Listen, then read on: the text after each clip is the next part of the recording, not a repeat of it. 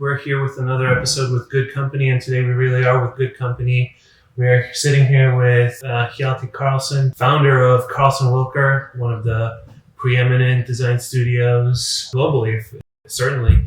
Hjalti, first of all, thank you very much for joining us. Thank you. We are here at the Karlssonwilker building in Ridgewood, Queens, and I think I'd love to just spend some time chatting with you about the studio, but maybe we will go a little bit further back in the time machine to start off at. You're obviously from Iceland. Yeah.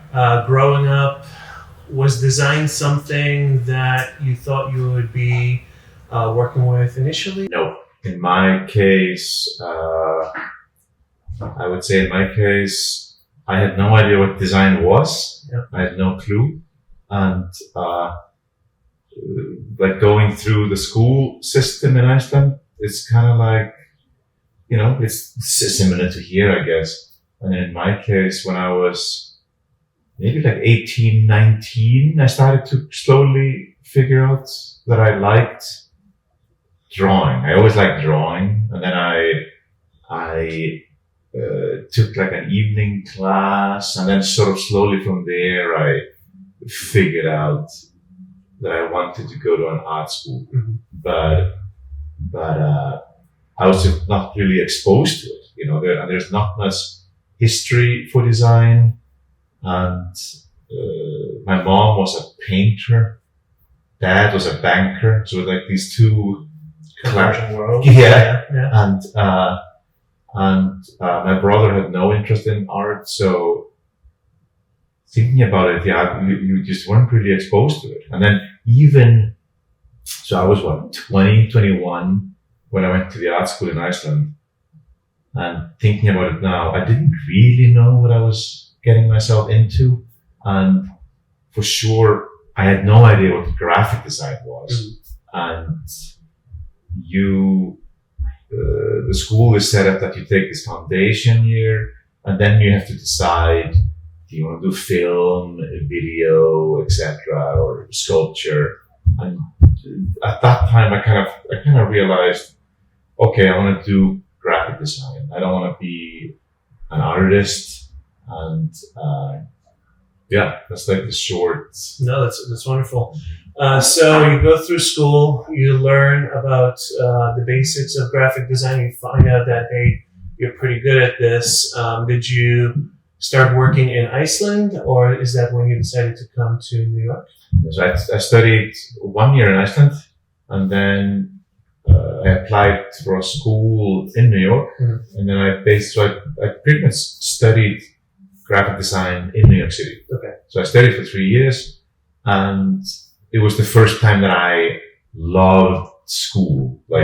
Going through school, I like it, I don't, exactly. But then in the graphic design department, I loved it. So I never really worked in Iceland. Mm-hmm. I've always worked here.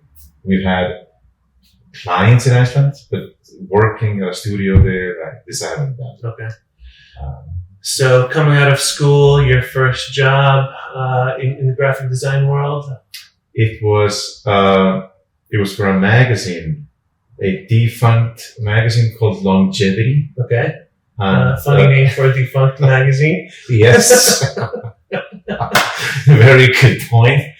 And the owners of Longevity, I don't think we need to get into this, but they also owned Penthouse magazine. Oh, yes. So while I was working on sort of like these elderly photos, layouts, they were doing something else. The cubicle right next to me, they were working on some other layouts. Yes. Okay. And so I stayed there for 2 years, and I loved it. I thought it was an amazing job, but I was just scanning things, and I was, it was some design, and then I designed the covers, and so I really, I loved it.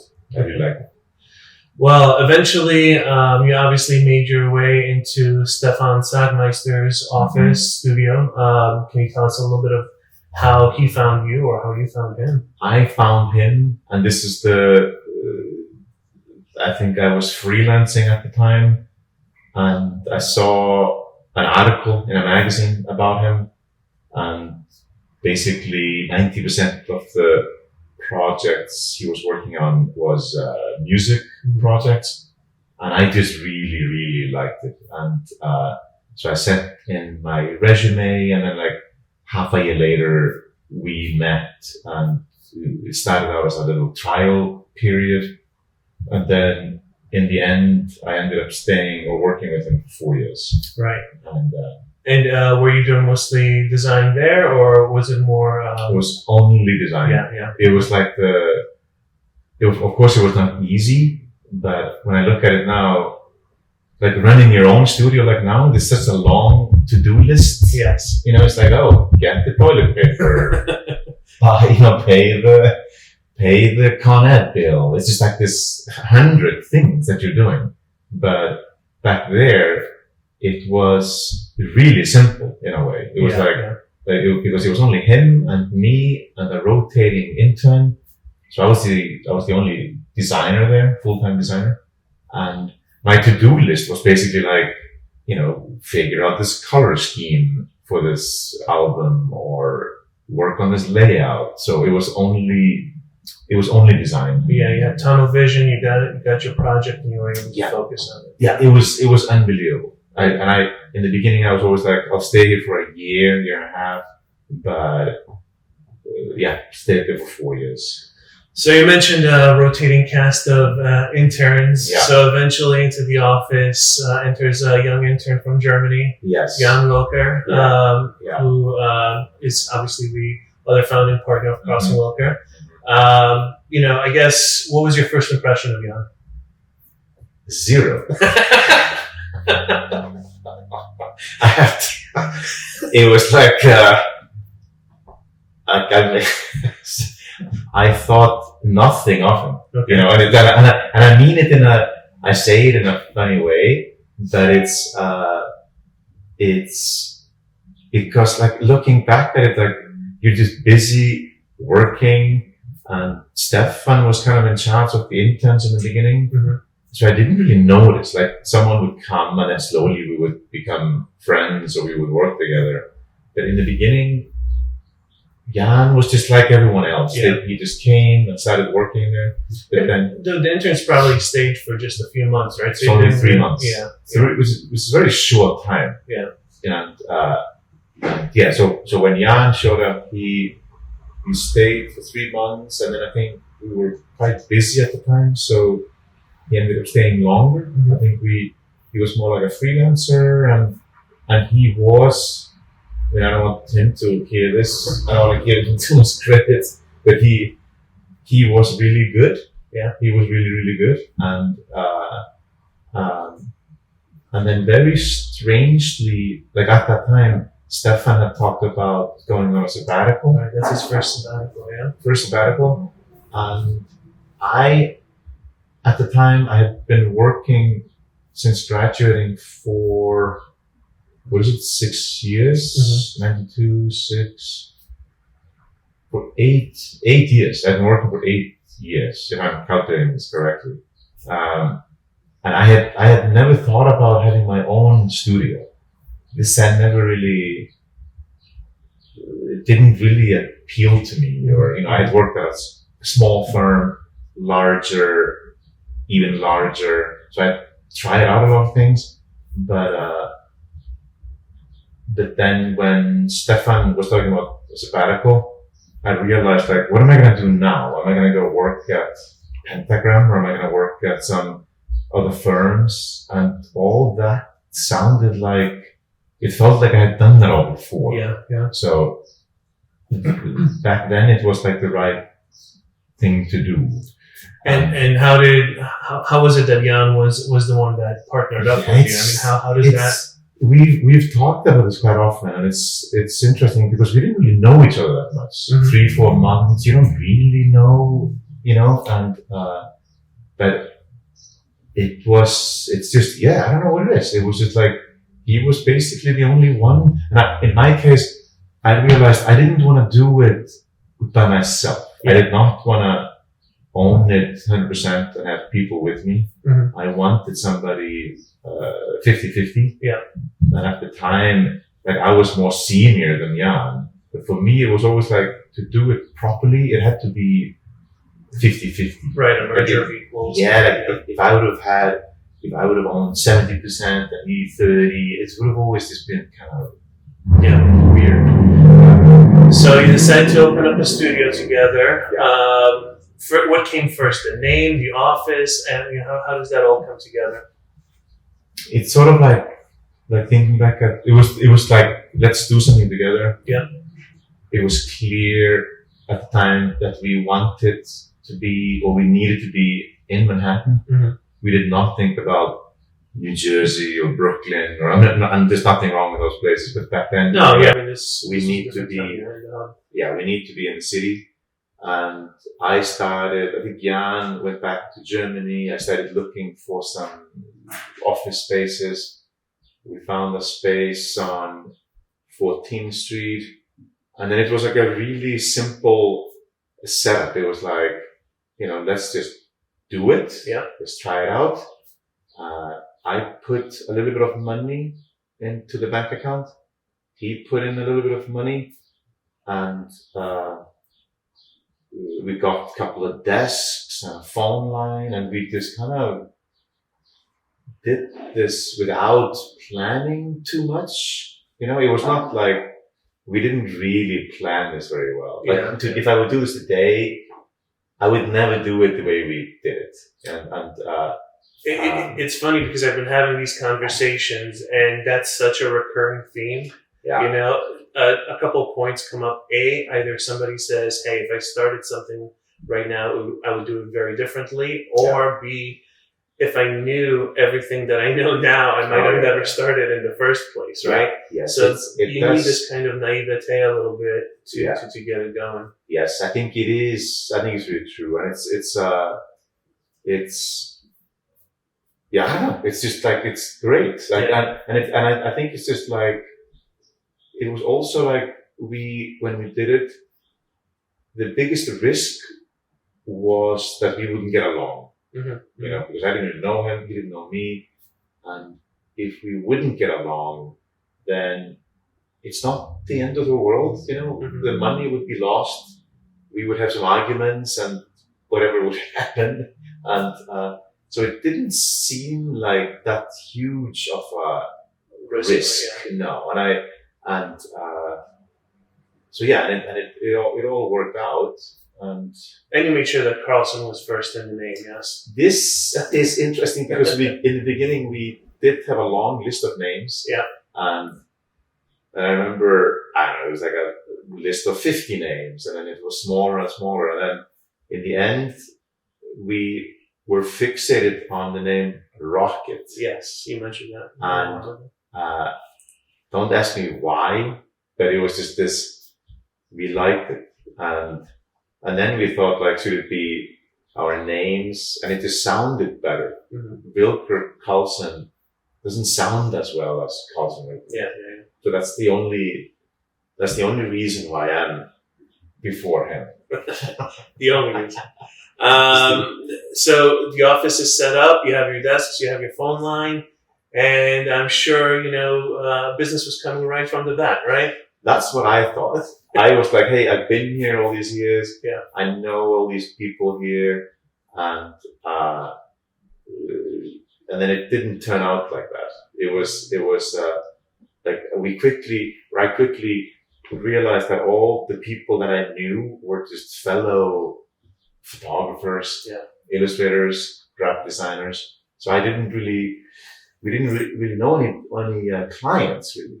So it was not that easy in the beginning. Yeah. And, but a couple of projects came in from Stefan, or quite a bit of projects. He sent projects over to us. Nice. And then we did like a mailer opening announcement, and we bought a mailing list and we sent it out to, like 600-700 random contacts, and some projects came from there. And then sort of slowly it's almost like word of mouth, and some random projects started coming in. Yeah. And it is sort of like it's very like I don't like the word organic, but it was very sort of random and organic if I look at it back. In those early years, what would you say were the biggest challenges for you guys? Let's say those first couple of years. I would say, I mean, the office was smaller. It was like we had 2, 3, max 4 people. Our overhead was not that high. The rent was quite low, and I think it was just like looking back at it now, it all seems kind of okay. Yeah. But I don't think it was. It was like we had one project that lasted for 4 months, and then we didn't really have anything, and I think we both lacked the skill in this proactiveness of like it. So meaning like if there was nothing going on, we didn't do anything. We were just sitting in the office and waiting for the phone to ring, and we wouldn't really go out and meet people and set up meetings. This took us years to perfect. Well, not even perfect, but like to realize that, hey, you can't just sit around and not do anything. You gotta at least go to a party and try to talk to someone, or like tell someone what you're doing. But it's not easy. It's not easy as a designer to sell yourself. Yeah, I mean, I think it's a very different skill set, right? I mean, you have the salesperson persona, and you have your expertise in design. So definitely, I think a challenge that a lot of studios and really businesses as a whole face. Yeah, and I almost think it's like I think it's a good thing and a bad thing. So I took 4 years in art school. There was not a single mentioning. There was not even 1 minute spent on how are you going to get work, or how are you going to sell yourself, or even like if you have, maybe it's changed now. I don't know how it is, but or even like in the last year, like if you're going to do your own studio, how do you charge? Yeah. Like how do you do a contract? I had never even seen these things,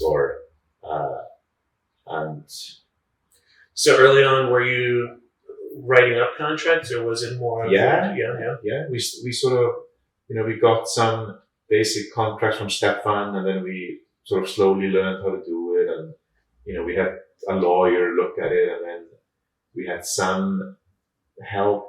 I remember maybe a few years into the office, it was like a large job came in, and we asked around, and we got it was like a writer, or like someone who specializes in this helped us write it a little bit more, like more decently, and then but it's all just like learning as you go.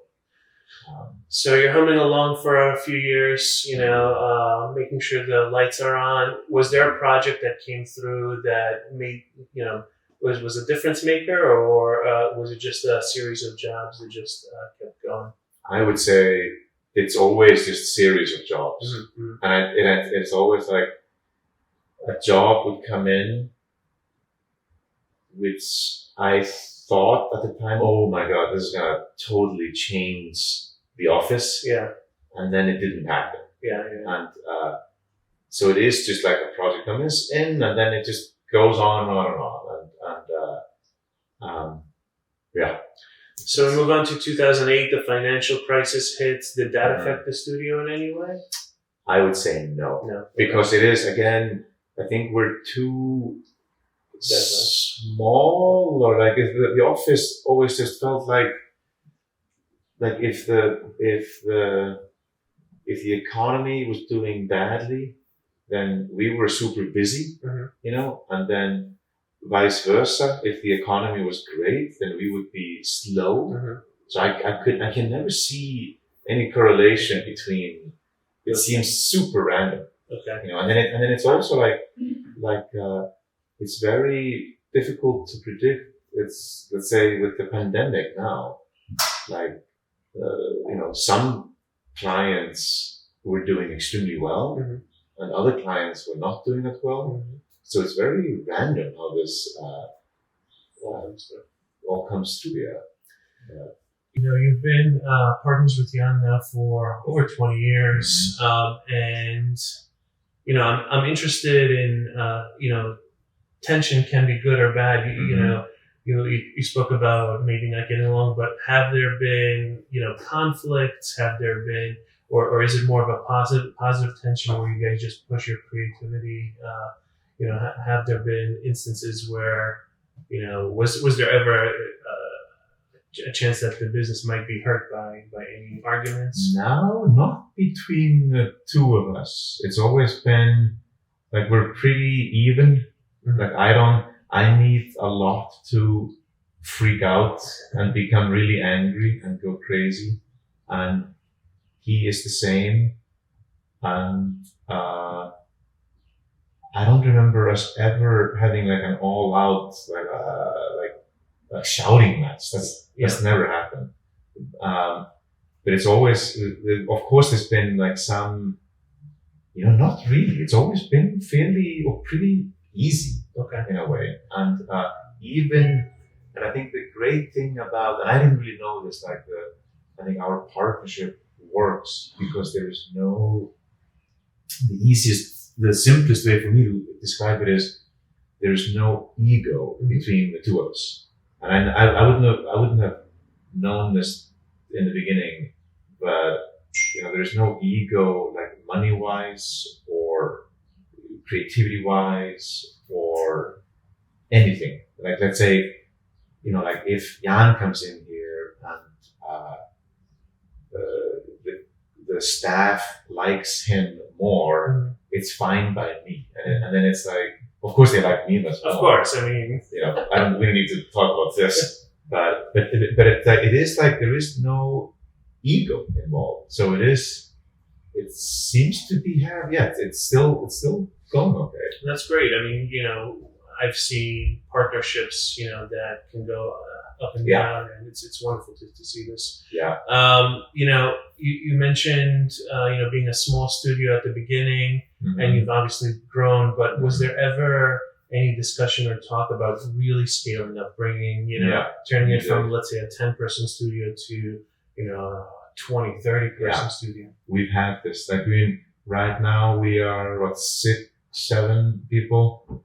And to be just totally honest, I don't know who's watching this, but everybody watching this. But like a few years ago, it was maybe more driven by me. I was like, let's just get someone in here, like senior person, and we make this much, much bigger. We make this into like 100 people or whatever it is. And again, there was no plan. It was like, I don't know how we do it. Yeah. But at the time we were super busy and we were maybe 10 and it was like a lot of work coming in. And but yeah, so it is always that we do think sometimes about, and the opposite is like, hey, let's shrink it. Let's even have it smaller or larger. And so it's fully control the output of yeah. So I think it's good to sort of look at this as, it's, it's not like set in stone. Yeah. How it's set up. Yeah. Well, obviously you made a big change. What was it, about 6 years ago? Where you left Manhattan and you are now, you have your own building here in Ridgewood, Queens. What kind of led that decision making, and was that more you, Jan? Was it a combined effort? I think it was a combined effort. It was like, so we have been in the city for 15, 16 years.